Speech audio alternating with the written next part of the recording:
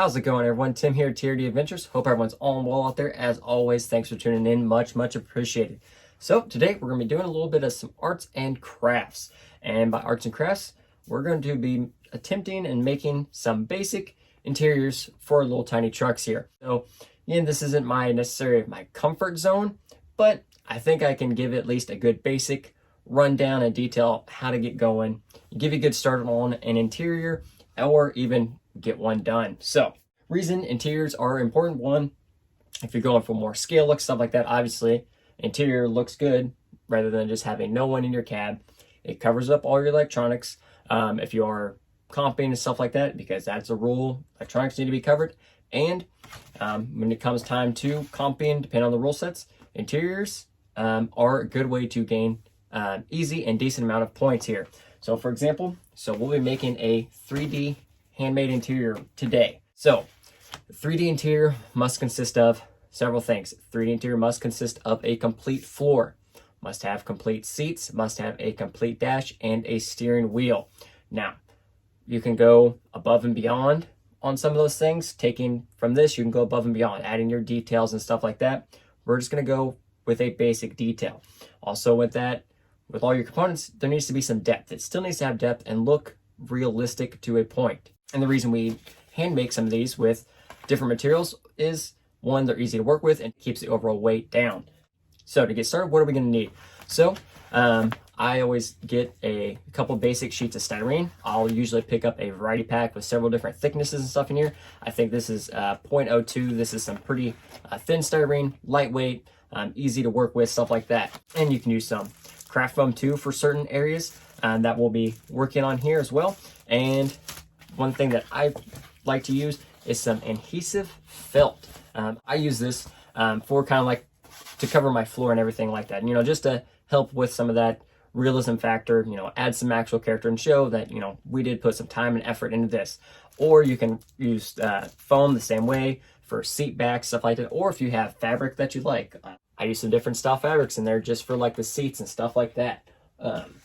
Or you can always paint everything. So got that. Next, probably need a couple different glues here. I just pick up a couple different glues there. I like the ones that cure fast when I'm just placing stuff, so I can just put a quick little dab, let everything dry and keep its main shape, and then go in with a stronger, thicker glue to make sure everything stays there. So painter's tape or some Gorilla duct tape, stuff like that will help too. We'll get more of that. Some helping hands, because they always help. You will obviously need a steering wheel as well. Now, steering wheel with your interior can be molded. This one here is 3D printed, or you could make one out of the foam and styrene too. I've seen people cut the shapes out and cut and make your own steering wheel out. So if you want to go that little bit, you can too, but simply mine are just molded. Basic tools here, good hobby knife here, good sharp hobby knife, some scissors, Lexan scissors, and a measuring device, tape measure, digital caliper gauge, and a good old notebook to write your measurements and stuff down. And a couple drill bits of some variety sizes. And then one other thing, this will come into play later, maybe some 8 to 10 millimeter spacers, or some extra rod ends that are that long, or some random pieces of foam. An old single stage foam that you're not using will come in handy for part of this, and that'll come in play when we talk later on with the seats. So we're going to be using my class 2 here chassis as demonstration, and a Hilux body that I have laying around because it's the simplest to make an interior for. It doesn't exactly fit on this chassis anymore, but it's enough to get the point done. Now, this is also a part where lower profile transmissions can be very beneficial when making interiors. We can see that side profile there. Everything's nice and low. We're not big, bulky. We don't have spur gears coming up there at the top. So lower profile transmissions are really nice for the interior, so you can get everything nice. You can get stuff lower and less modification. So if you have a bulkier transmission like a 3-gear or an element transmission or something like that, you will have to do a little more modification than what we're doing in this video. You'll probably do some additional trimming and covering up some other pieces just to make sure not everything's exposed. So first up here, you're gonna get your body, get it on there exactly where everything mounts up. Now here you're gonna use the good old eyeballs and get a good reference point where your interior floor is going to go, where it can go get its lowest So for mine, it's going to be pretty easy. It's going to sit right on top of the 210 transmission there. So I'm going to reference the top of that inside the body here. Just find a couple good reference marks to look for. So on the Mojave, my reference mark is about midway here in the back. And then on the inside, we're right here at the door line. So that is going to be my floor bottom. That is where I'm going to base my floor bottom off of. So from that, go ahead and measure the inside of your body, however much of your interior that you're building. So right here, I'm going to measure for mine. I usually start here about the corner window to the back of the cap. So you're going to take your length there and then measure the width from the inside of the door to the inside of the door, wherever along there. And you're going to write that down. So for mine, I'm going to do 5 inches long here and about 6 1/4 inches wide. So now we got those measurements. And then also from this point too, you can take whatever you got, quick little tape, and go from where that bottom of the floor is to about the roof. Try to find a reasonable area, and we're going to do this in relation to the seats. So basically, from where my floor is to the top of the cap here, I got about 4 inches. So you don't want to make your seat all the way to the top. You don't want to have too small. So you'll get an idea when the seat's too big or too small. So for my seats here, I'm going to make the seat backs 2 inches tall and the seat bottoms about 1 3/4 inches. And also for the seats. So this is Mojave cap. I can either make 2 individual seats or I can do a bench seat. And I'm going to make a bench seat. Again, so I know my floor is 6 1/4 wide. So let's say 6 inches. So for my bench, I usually take 1/2 inch off of each side. So that would be 1 inch total. So 6 minus 1 is 5 inches. So my seat is going to be 5 inches wide. My seat back is going to be 2 inches tall. And then my seat bottom is going to be about 1 3/4 inches. So we're going to take those measurements. We're going to change up the camera angle. And we're going to transfer that to the world of styrene. So now we've got measurements. So we're going to transfer them to just a sheet of styrene. I've been doing a little bit of working on this one. So here's what we have. So you'll take your measure device and so for our floor, we had 5 inches long, 6 1/4 wide. So we kind of just traced out, put little reference dots down there, and then used a straight edge. Anything that can give you a straight line as your reference, go ahead and draw that out. So that is our floor. And then for our seats, we did the same thing. We went 5 inches wide, and then we did seat back and the seat bottom. And I put a dash line here where I'm going to split the two. Next up here, I went ahead and made a spot for the dash. So I just did some basic measurements here. I took a scrap piece of styrene that I still had laying around. You can cut this out however you need. And basically I went 3 1/2 width there. And then I went 6 inches. And then from that, I divided everything up. So we're going to do a little folding here. So I'd made a floor. So I'd 1/2 inch here for the floor. And then, so we're going to basically do a scorn, fold this. Then this piece is going to be the firewall. We're another score, fold. Then we'll have the dash top and then fold again and the dash face. And I did each of those individually at 1 inch. So working with styrene here is pretty simple. We'll use this section here as just an example. So say we have our cut line. So then we'll take our X-Acto knife. Be careful. Obviously these are sharp. And we'll just do a nice all the way down. Now you don't want to go all the way through necessarily, but then you just do that scorn and then snap.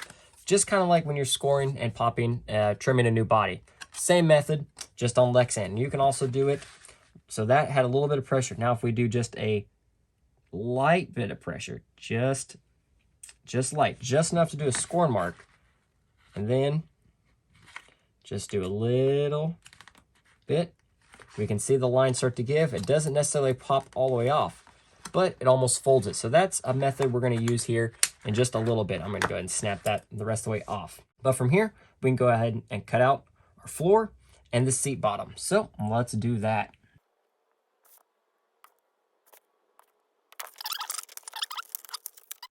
So first off, let's go ahead and work on our seats. So right here, I did a little bit of a dash line.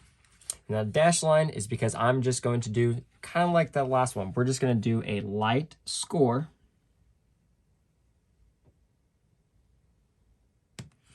all the way across. And hopefully, now if this breaks all the way off, it's not a big deal. That's an easy fix. But I want to do just a light score, just enough to expose the break. Not too crazy. So it's still attached, but we have a seat shape. So then I'll take a piece or two of my tape, and I want to find a good, seat angle. So I'm going to put some tape down there. I want to find my appropriate seat angle, which I think is about right there. And so just like that, we have a seat angle. So then you can take another piece of tape too, just to hold it.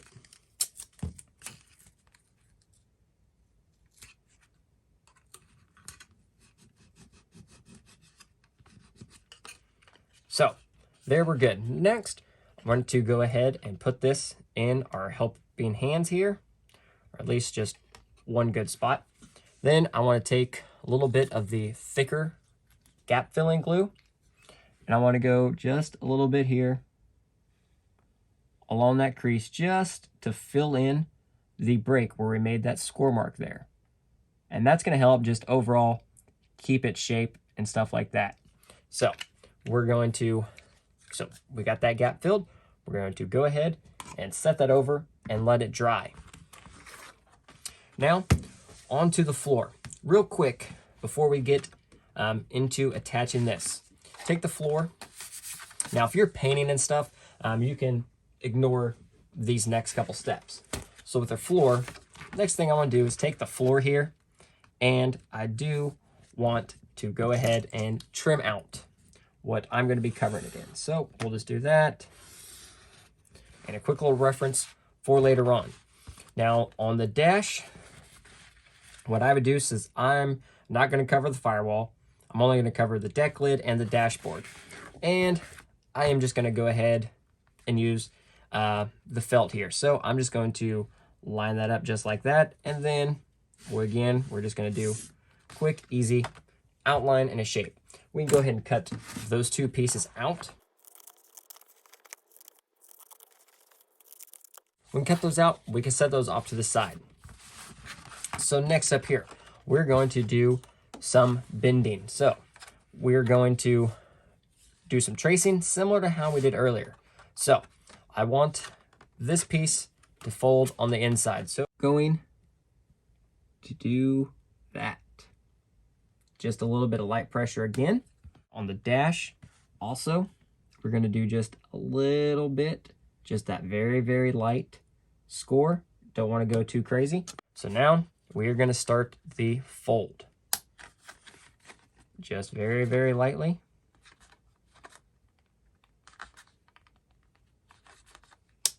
Just enough to where it breaks. So then again, we're going to go back to the tape just because this does help it keep some of that overall shape. Now this one, we do want it at a 90-degree angle. So I'm going to place my tape right there in the groove. I'm going to go at a full 90 and tape there. And I'm going to do one more here on this side down here.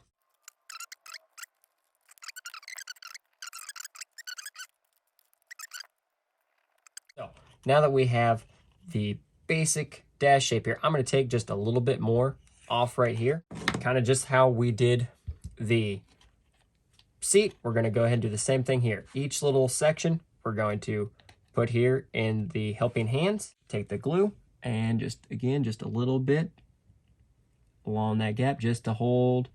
So you'll do that to each section right here on the floor. Let it set up and dry. Move on to the next one and the next one. So now once we get all of those done, we're going to go ahead and glue the floor side down to our actual floor. So we'll just take,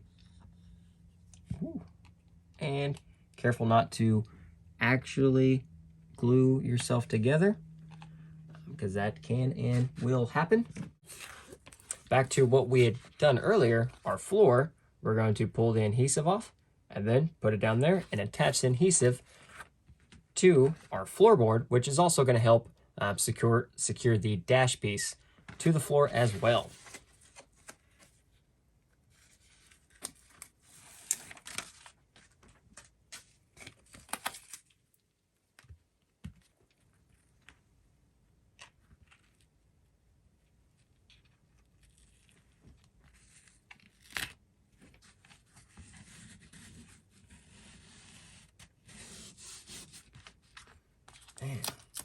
there. Now, if you have any extra on the other side, just go ahead and trim that last extra around, or just roll it over on the back side is fine as well.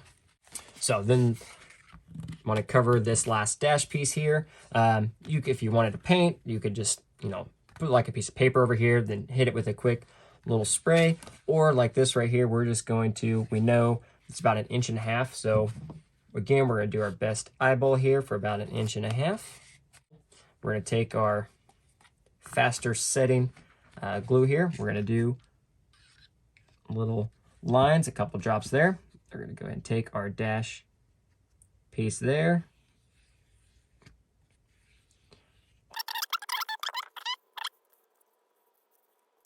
Sometimes it's nice to have the dash a different color than the floor, so you can really kind of see that depth and everything like that. So we're going to let that set over to the side and dry. Next, we can take our seat. Kind of similar to how we just did that a little bit ago.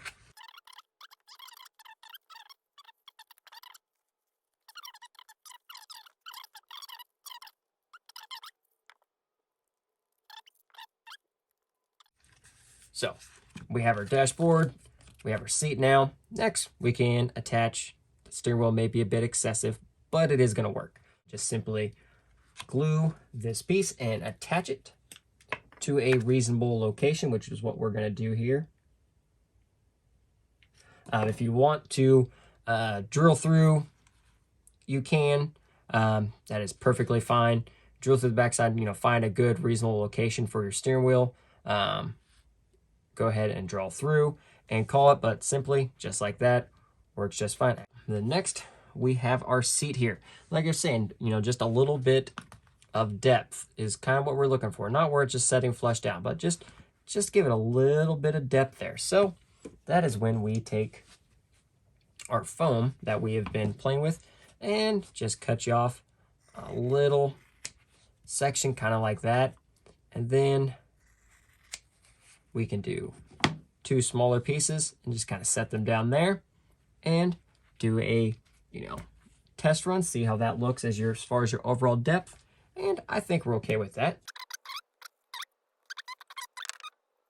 So if you're gonna have like a heavier driver or something, the foam might not be the most secure method. So if you are gonna have a heavier driver or need a driver, instead of foam, like I was mentioning with some spacers or just some like rod ends, that is another method to do here. So what you do is simply place your seat about your normal spot where you're looking to get. Go ahead and drill through the seat and into the floor safely. Don't drill through anything important. So, and then get you long enough bolt and just a little nut, and you'll go through the seat, through a rod end or spacer, however much depth you feel is most appropriate, and into the floor, and then put the nut, and then boom. There we see it. We still have acceptable seat depth here, and the bolt are going to be a little more secure. You don't have to worry about glue breaking or anything like that. Boom. Just like that, we have a complete floor. We have seats, we have a dash, and a steering wheel, and the depth and everything there. Obviously, drivers and stuff like that, if you need to make things bigger and change dimensions, you obviously can do that. I'm just doing basic stuff. This fits this cab. This is how I like it. Nice, simple, and basic. One other little thing you can do here, just to go a little bit extra and beyond here, we could take this little bit here, and we're going to kind of make just a little bit of side panel. So again, we're just going to do a quick little reference mark, just a little bit above the dash, and we'll go a little bit behind the seat. So we're going to, this part doesn't necessarily have to be perfect. We're just kind of eyeballing it.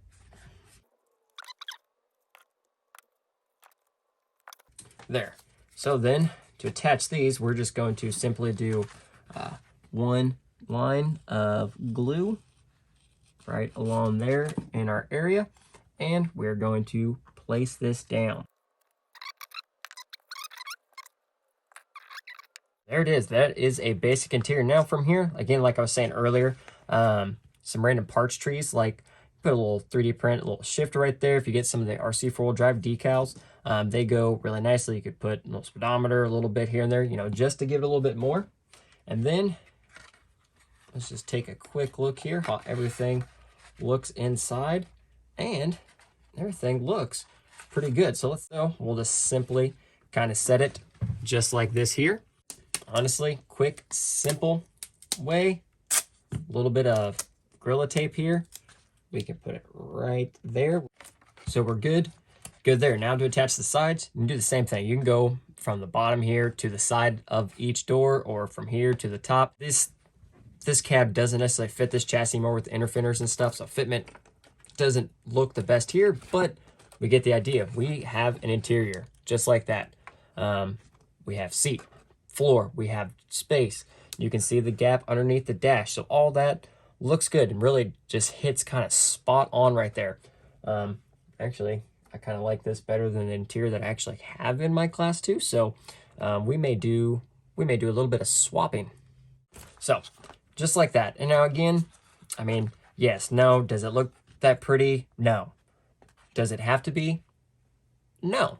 It doesn't have to be pretty, but it does have everything answered. It has depth. It has floor, dash, wheel, seats, everything that it specifically asks for, it has. So now from that point, again, depending on if you need to put a drive or anything in there, the foam, you may want to look at the bolt option, something like that. Anyways, I hope that helps a little bit, at least gives you the basics on working with some styrene and some foam. Like it sometimes does sound, a little overbearing, but you just watched me do it, glued my fingers together and kind of went through it. That didn't take that long at all to do, and it's done. Just like that. Nothing too crazy, nothing over the top, and that is -6 points, and we're good to go. But for all, any comments, questions, suggestions, anything like that, put them down below. Anything I missed or may have went over too fast, again, let me know. Hope you enjoyed the video. If you did, hit that like button, subscribe to the channel down below. And as always, until next time, everyone, have a great one and crawl on.